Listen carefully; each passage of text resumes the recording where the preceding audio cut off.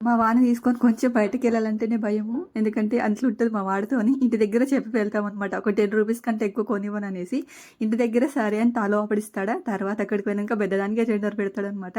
First bakery దగ్గరికెళ్ళి cake తీసుకున్నాడు. Cake తీసుకున్న తర్వాత నాకెందుకో పానీపూరి కన్నా చాట్ తిందామనిపించింది. అందుకనేసి నేనైతే చాట్ తీసుకున్నాను. చాలా బావుంది. అక్కడ చేసేటప్పుడు వేడి వేడిగా ఉంది గానీ ఇంటికొచ్చేసరికి అంటే కొంచెం చల్లారింది. కానీ నాకు వేడి వేడిగానే బాగా ఇష్టము. ఏవైనా ఉంటే వేడి వేడిగా ఉంటే కొంచెం ఎక్కువనే తింటాననమాట. చల్లగారిపోయింది. సర్లే అనేసి తినేసిన తర్వాత ఇంకా టీ అయితే పెట్టేసుకున్నాను. టీ అయితే ఎంత మరిగితే టేస్ట్ అంత బావుంటది. ఇక టీ అయితే మంచిగా మరిగింది. టీ తాగేసాను.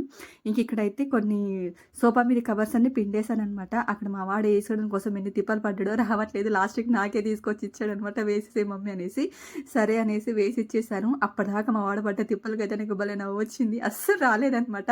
ఇప్పుడు చూడండి వాని రియాక్షన్ ఎలా ఉంటదంటే వేసుకొని కూర్చున్న తర్వాత, "హమ్మయ్య! ఇంతసేపు తిప్పలు పడ్డాను ఇప్పటిదాకా రాలేదనేసి."